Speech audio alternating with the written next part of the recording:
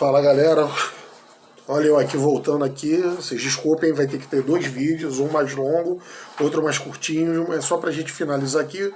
Como eu falei pra vocês, né, teve algumas revoltas aí, né, militares aí também durante esse período da República Velha, inclusive uma das aulas passadas a gente falou sobre a revolta da Chibata, né, mas além da revolta da Chibata teve uma outra de grande importância, que foi a revolta dos tenentes, né, ou o movimento tenentista, que ela aconteceu ali na década de 1920, quando membros de baixa e média patente do Exército estavam descontentes com as políticas implementadas aqui no Brasil, né, e estavam sugerindo diversas reformas, entre elas o fim do voto em aberto, né, que se vocês não se lembram, a gente falou que o voto em aberto era o seguinte, né?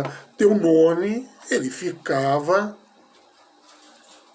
disponível numa lista pública de quem você votou. E esse tipo de prática acabava que dava força para o voto de cabresto, que era aquela prática lá da República Velha, que os grandes coronéis, ou seja, os grandes fazendeiros, que eram a força econômica e política do interior do país, né, e principal força econômica do país, né, o Brasil ainda era um país rural, né, eles, sabendo disso, eles pressionavam as pessoas para votarem nos seus candidatos, assim garantiam o seu domínio político, né. Então, os tenentes, galera, eles vão se revoltar contra essa prática e uma série de outras, e vão fazer um movimento que começa em 1922 no Forte de Copacabana e acaba ganhando proporções nacionais, né? E esse movimento vai ser meio que gasolina para a Revolução de 30, que é a revolução que vai jogar uma pá de cal de uma vez na República Oligárquica, né? Quer dizer, mais ou menos, né? Mas que vai tirar essas oligarquias de Minas e São Paulo do poder, empossando Getúlio Vargas. E, inclusive, vocês olharem aqui na página 21, nós tivemos um importante personagem residente aqui do Rio de Janeiro, que ele foi apoiador desse movimento, mesmo sendo civil, que era o médico Pedro Ernesto Batista, né?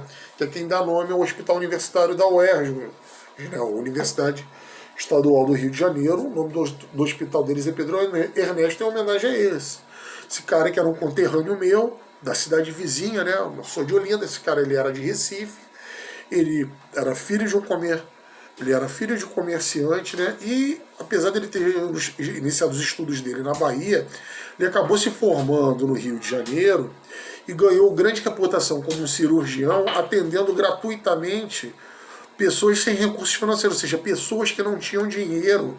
Ele dava apoio, ele dava refúgio também, socorros médicos ao pessoal que fazia parte do movimento tenentista, né? Quando teve a Revolução de 30, quando teve a Revolução de 30 e o Getúlio Vargas é empossado, né, por essa revolução, depois do presidente Washington Luiz, o Pedro Ernesto ele vai se tornar diretor de assistência hospitalar do Rio de Janeiro, que era a capital do país na época. E ele vai ter uma grata ideia, uma grata mudança, que era de descentralizar os investimentos de saúde do Rio, que na época eram concentrados no centro e na zona sul, né? Ele vai tentar integrar a zona oeste e outras partes da cidade, que eram justamente, né, aonde viviam os trabalhadores de menor remuneração. Vocês se lembram que a gente falou na aula passada, né, naquele vídeo que eu passei para vocês sobre a revolta da vacina, que após as reformas do Pereira Passos aqui no centro do Rio, os trabalhadores foram cada vez sendo empurrados mais para os subúrbios, né, mais para as áreas afastadas da cidade, né, porque, entre outras coisas, o preço dos aluguéis aqui começaram a subir, eles foram indo cada vez mais para distante. Também tem a questão da abertura de fábricas, né, isso aí ao longo da história da cidade, mas nesse primeiro momento a gente está falando aí dessa desse movimento do bota abaixo que teve e da subida dos aluguéis, galera caindo cada vez mais para o subúrbio. E essas áreas não eram integradas à cidade, coisa que o Pedro Ernesto vai tentar fazer. Não é à toa, galera, ele vai instalar postos de saúde nessas áreas, vai prestar assistência à população mais carente, até que concluíssem obras de grandes hospitais públicos que foram iniciados no governo dele. No caso do Roça Faria, em Campo Grande, do Carlos Chagas e Marechal Hermes, a EZO aí na área. Apesar de que Marechal Hermes é meio lá, meio cá, né? Um ZN quase ZO, né? Carlos Chagas, Miguel Couto, Leblon, bom, foi na gestão dele. Tem Getúlio Vargas na PM Circular, Pedro Ernesto, que hoje é Pedro Ernesto, né? Lá em Vila Isabel, Paulino Werneck na Ilha do Governador, Carmela Dutra no Lins e o Salgado Filho no Meia. Isso tudo hospital foi começado na gestão dele, gente. Então, gente, hoje, finalizando aqui o nosso vídeo, né? Como sempre, vocês vão encontrar versões digitais na plataforma do Google Classroom. Vou copiar esses exercícios e botar. Lembrando que o que eu vou fazer com vocês são os exercícios que correspondem aos conteúdos das páginas 18 a 21, tá? Aquele pedaço ali, depois disso, falando sobre futebol, sobre Sunday Bloody Sunday, eu não vou pegar com vocês, tá?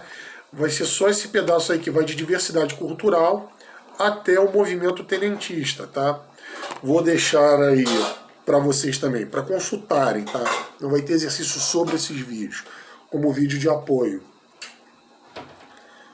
Vídeo sobre a história da Irlanda e vou tentar procurar e colocar para vocês também um vídeo sobre o movimento tenentista. Bom, valeu galera, até semana que vem, cuidem-se uns dos outros, abraço.